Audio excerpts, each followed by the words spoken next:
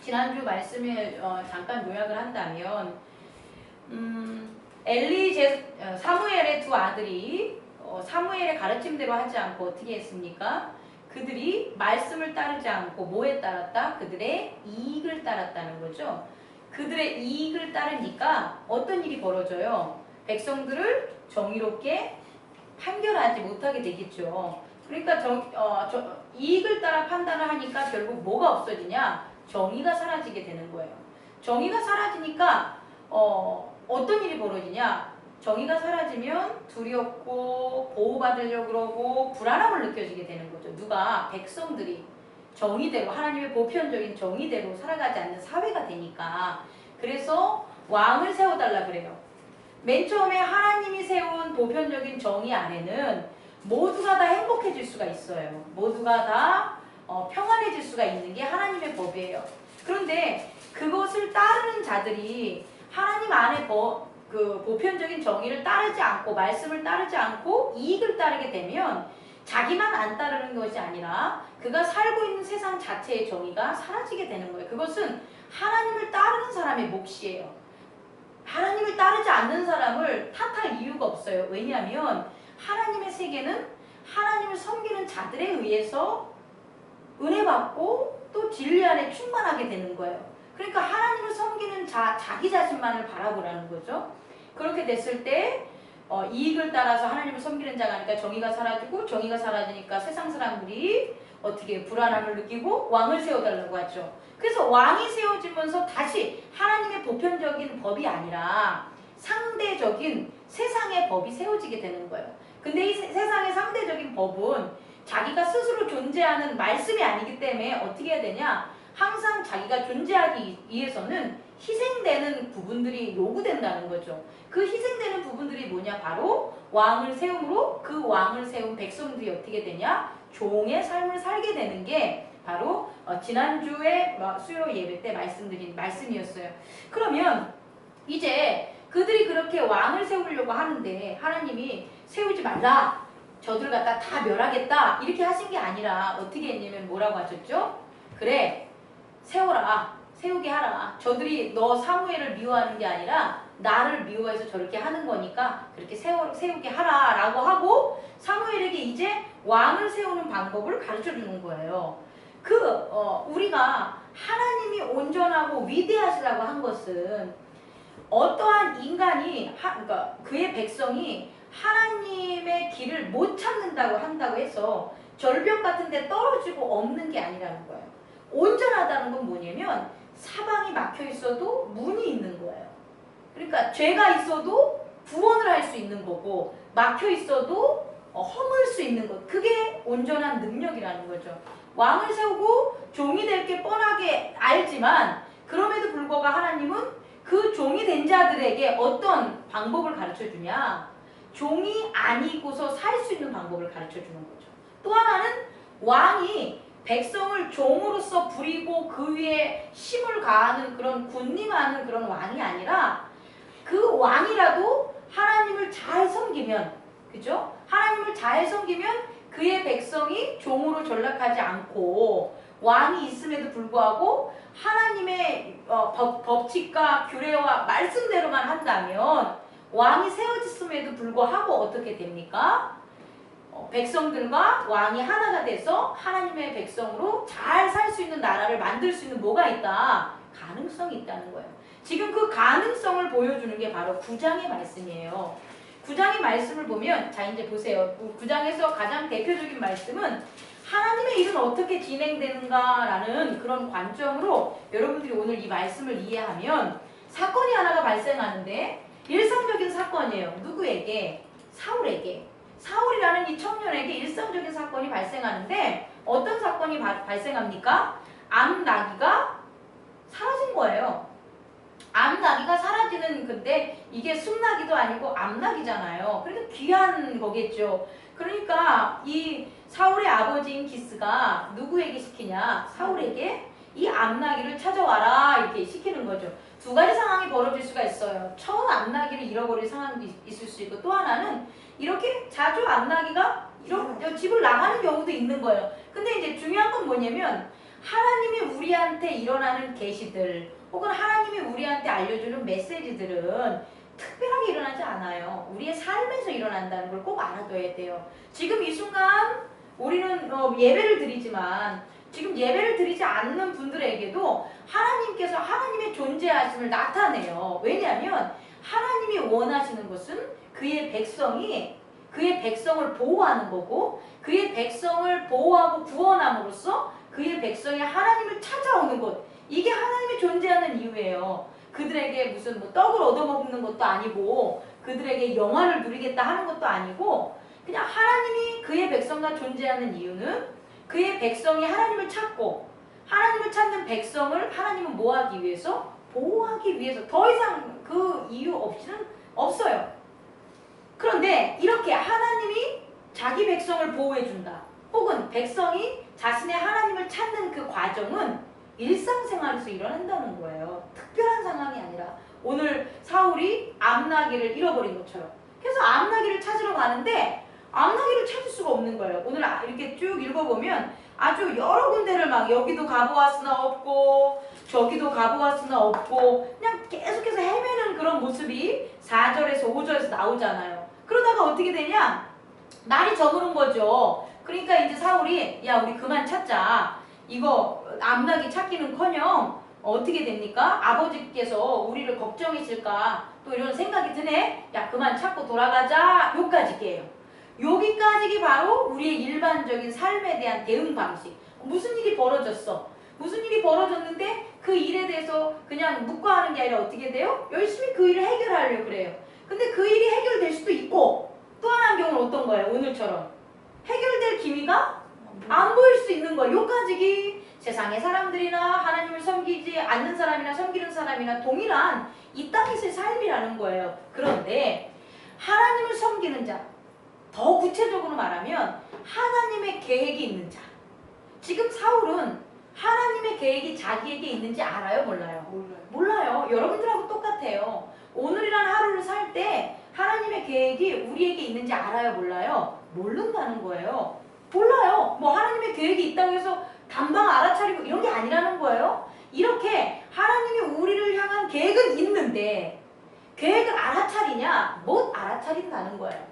요까지가 바로 세상 사람들과 구분 없이 살아가는 우리들이에요. 그런데 하나님의 계획이 있는 사람들은 내가 비록 하나님의 계획을 몰라도 우리 주변에서 나와 친한 사람이라든지 가족이라든지 또 우연히 만나는 사람이라든지 기타 등등의 사람들을 통해서 결국은 그 계획이 성취된다는 거예요.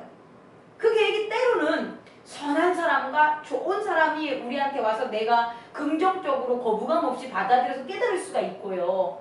그럼 뭐 목사님하고 상의를 잘하거나 정말 이렇게 오른쪽에서 이렇게 얘기할 때 이런 일이 벌어지겠죠. 혹은 그렇지 않을 때도 알게 돼요. 어떻게 뭐 상황이 부정적인 상황이 일어나거나 안 좋은 상황이 일어나도 그게 그냥 우리가 살아가는 현실일 뿐이지 그게 바로 본질은 아니라는 거예요. 이해하셨습니까? 그러니까 우리는 어떻게든 긍정적인 상황이든 부정적인 상황이든 우리의 문제들은 하나님의 계획대로 이루어지고 인도되어 간다는 걸 이제 믿으셔야 돼요. 그렇게 됐을 때 우리 사울에게는 어떤 일이 벌어지냐? 그날따라 사울이 뭐라 그러냐면 갑자기 내가 생각이 났는데요.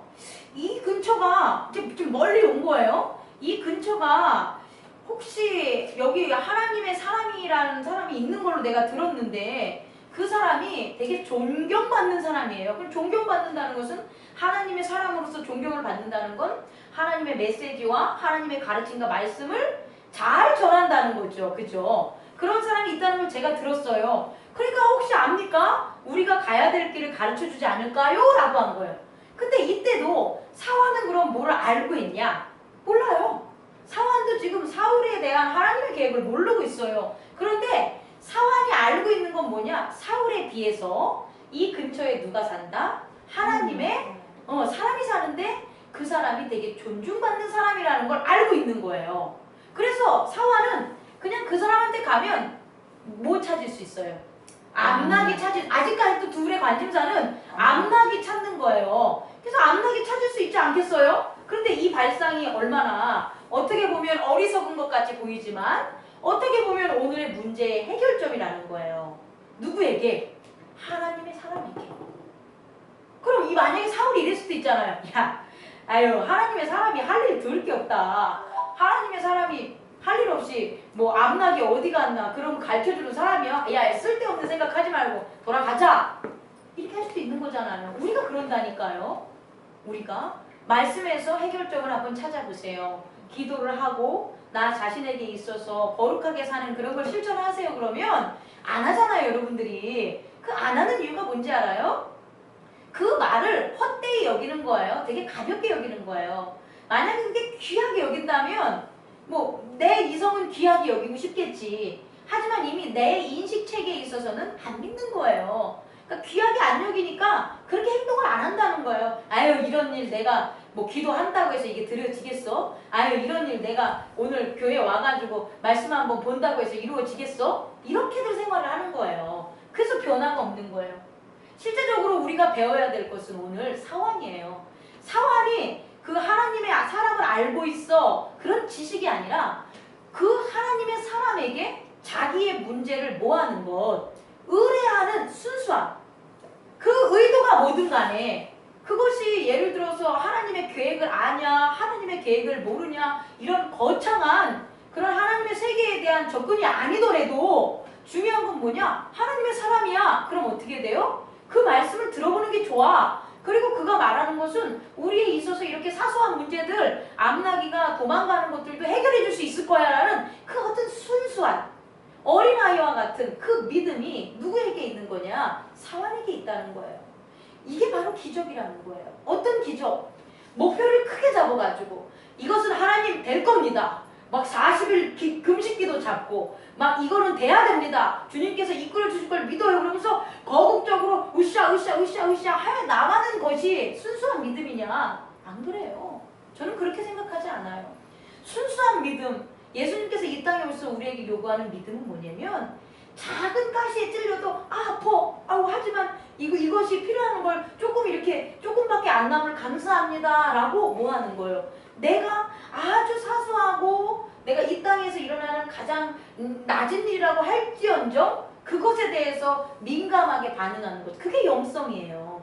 영성이라는 것은 환상을 보고 막 묵직묵직한 일들을 해나가는 게 아니라 육체적인 판단이나 근거를 따르지 않고 육체의 판단과 근거 전에 하나님의 판단과 근거를 모르지만 향한 내 마음에 열려있음. 그게 영이에요. 그게 영적인 거예요. 육체는 절대 영적인 일을 알 수가 없어요. 왜냐하면 육체 너머의 영이 있어요. 우리는 그동안 마음이라 그러면 어디 육체 안에 있는 줄 알았잖아요. 네 안으로 가라. 너 자신을 돌아봐라. 이런 것들이 뭐 우리 그 영이라는 그 세계와 존재가 우리의 존재가 육체보다 작아서 그런 게 아니라 표현할 수가 있는 게 외적인 세상이 아니라 그 세상 너머에 있는 걸 내적으로 표현한 것 뿐이라는 거죠. 그러니까 이 육체는요 단기간 기껏 해봤자 100년밖에 못 살아요. 근데 영은 영생이에요. 그럼 어떻게 100년 사는 게 육체를 영을 갖다 감싸겠어요? 아니죠. 영이 육체 너머에 있겠죠. 그러면 이 육체를 가지고는 영을 볼 수 있어요? 없어요? 없어요. 그래서 하나님의 말씀을 이해하려는 사람은 정말 어리석은 사람이에요. 하나님의 말씀은 이 지적인 육체로 이해할 수가 없어요. 하나님의 말씀은 이 지적인 육체로 이해하려는 것을 뭐 할 때? 내려놓을 때. 그러니까 다시 말해 육체적인 판단이나 생각이나 근거로 하나님에게 나아가지 않겠습니다 라고 할 때 열리는 게 영적인 우리의 모습이고 영적 세계가 되는 거예요. 그 영적 세계의 작은 모습을 오늘 우리는 누구에게 볼 수가 있냐? 이 사환에게 볼 수가 있다는 거예요. 그 암낙이지만 그 존경받는 그 위대한 그분 야 온 김에 만나고 갑시다. 그리고 또 알려달라고 합시다. 그랬더니 사울이 야 우리가 가진 게 없는데 어떻게 하나님의 사람을 만나러 가는데 빈손으로 가냐. 우리도 이런 얘기 많이 하죠. 아니 내가 뭐 목사님하고 잘하고 하나님 자성했는데 뭐 헌금을 잘 냅니까? 제가 성경을 잘 읽습니까? 제가 뭐 어떻게 바르게 하나님 안에서 삽니까? 그게 결국 우리를 막는 거거든요. 자기 스스로가. 그래서 아니 그런 것들이 다 갖춰져서 하는 거지. 그냥 뭐 이렇게 가면 되겠어? 다시 말해 하나님의 사람, 하나님의 이 일을 함에 있어서 인간의 행위적인 것들의 조건을 따져요.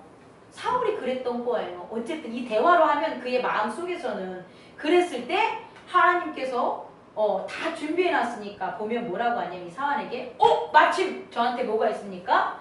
은이 있는데 그게 한 4분의 1 정도래요. 세겔의 4분의 1 정도면 아주 조그만 돈인 거예요. 이거 얼마 돈이 있는데 이거라도 갖다 드립시다. 야 이런 사환이 어딨어요.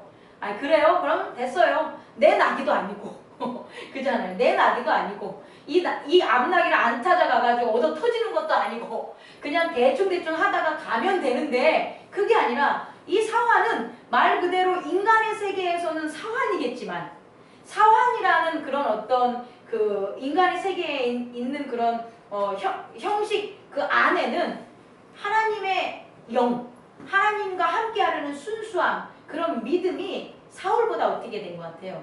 더 큰 거죠. 지금 이 순간은. 저는 미로 제 개인적인 견해를 추측하면 이런 사환이 사울을 많이 이끌어줬을 거예요. 근데 우리 주변에도 분명히 이런 사람들이 있어요. 기도하세요. 우리 이거 좋게 이거 합시다. 그러면 오히려 우리가 그런 얘기를 해줘야 되는데 오히려 우리는 그런 걸 안 한다는 거예요. 하나님의 사람들이 오히려 더 생각대로 하고 더 머리 굴리려고 그러고 더 세상 사람들이 하는 방법으로 살아가려고 애를 쓴다는 거예요.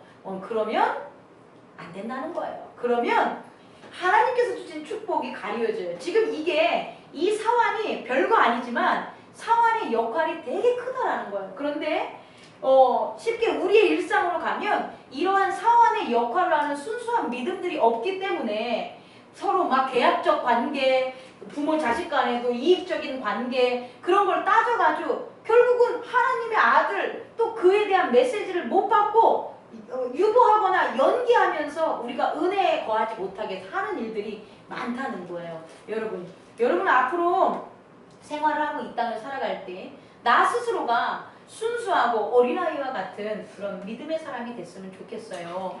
그건 뭐냐? 오늘 지구가 무너진대. 그럼 아이고 하나님 살려주십시오 이러는 거예요. 물론 무너지긴 뭐가 무너져요. 지금 어제도 멀쩡했고 내가 올 때까지도 멀쩡했는데 뭘 무너져요. 무너지냐 안 무너지냐가 문제가 아니라 무너지냐 안 무너지냐를 따지는 게 아니라 우리는 이 땅에 살면서 우리에게 시시각각 벌어지는 모든 상황 속에 영적인 하나님을 만나야 돼요. 그래야지 우리의 역할을 우리는 충실히 할 수가 있다는 거예요. 그와 같은 영적인 하나님의 세계를 알기 위해서는 딱 한 가지밖에 없어요. 순수해져야 돼요. 그렇게 됐을 때 어떻게 합니까? 찾으러 간 거죠. 그리고 사무엘을 만난 거예요. 만났는데 그 과정들이 너무 재밌죠. 요까지 사무엘을 만나기 전까지는 뭐 소녀들이 잘 친절하게 알려주고 뭐하고 딱딱딱딱 지금 맞잖아요.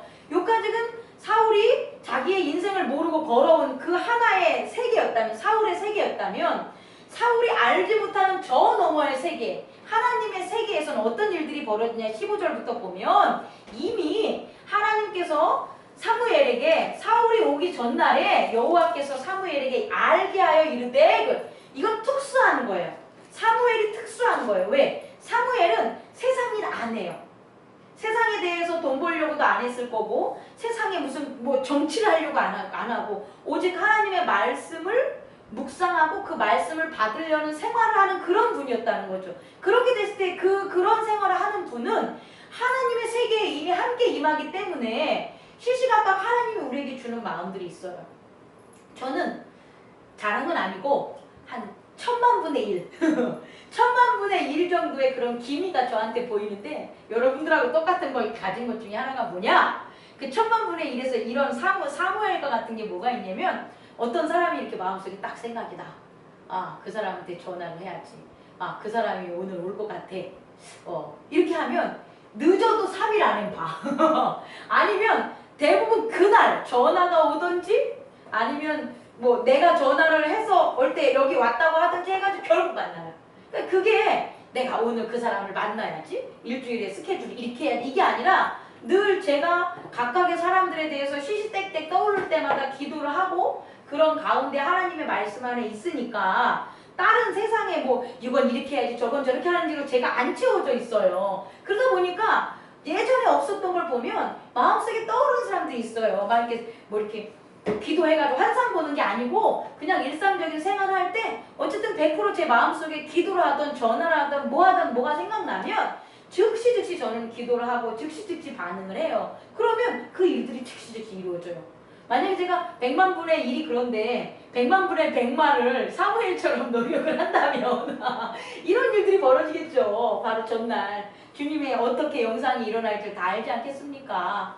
근데 어쨌든 이렇게 알든 저렇게 알든 뭐 우리의 판단과 생각으로 그 사건을 바라보는 게 아니라 제가 얘기하는 건 사울의 세계 너머에 있는 하나님의 세계, 그 세계를 이제 믿어야 된다는 거예요.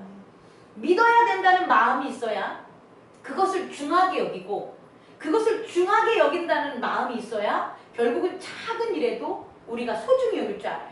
왜 작은 일에 소중히 여기냐? 내가 크게 여겼던 내 판단과 내 근거가 사라지기 때문이에요. 내 인식의 세계가 사라지기 때문이에요. 그러니까 내 인식의 세계를 나 혼자 막 어떻게 없애야지 한다고 없어지지가 않고 어떻게 해야 되냐? 하나님의 하시는 일을 크게 찾으면 돼요. 우와, 하나님 이렇게 귀한 성전을 주셔서 감사합니다. 하나님 귀한 자를 주셔서 감사합니다. 하나님 이렇게 귀한 우리 성도들을 주셔서 감사합니다. 귀한 가족을 주셔서 감사합니다. 그분 그 사람 자체를 귀하다고 높게 왜? 하나님이 보낸 거니까. 그렇게 됐을 때 내 자신이 높아지려고 했었고 내 자신이 강하려고 했었고 내 자신이 깔보려고 했었던 내 지식과 판단과 근거들이 사라지게 되는 거야. 그러면서 자연스럽게 하나님의 세계로 나아갈 수가 있다는 거죠.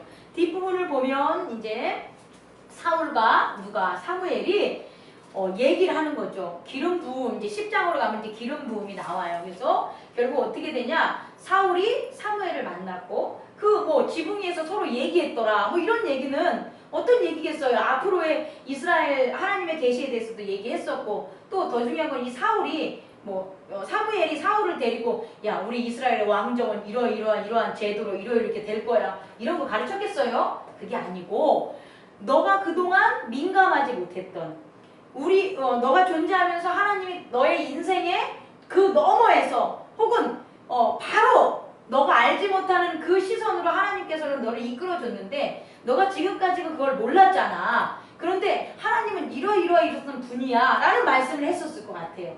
그리고 사울은 난생 처음 그런 걸 들은 거죠.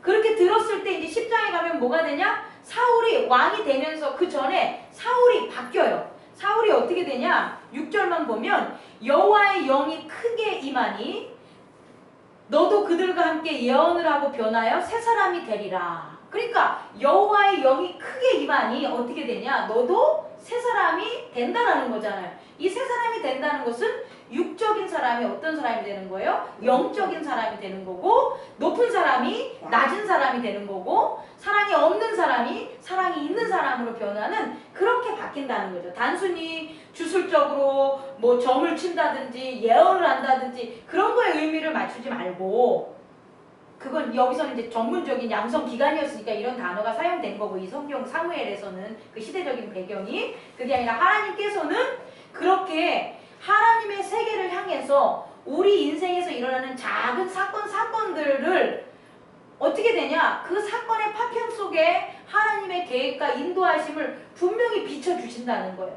근데 그 비춰주심을 우리가 아니야, 내 생각은 이거야. 내가 아는 것은 이거야. 지구가 지구가 반쪽 나기 전엔 대한민국에 지진이 안 일어나. 그런 것만 버리면 돼요.